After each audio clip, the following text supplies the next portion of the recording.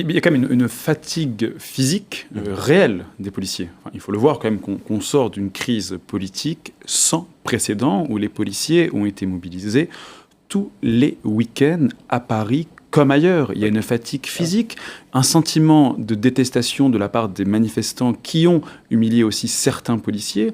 Les policiers restent des humains, certes, qui se représentent, comme vous le dites, un symbole, sont des gardiens de la paix, le rempart de la République, mais ils restent humains.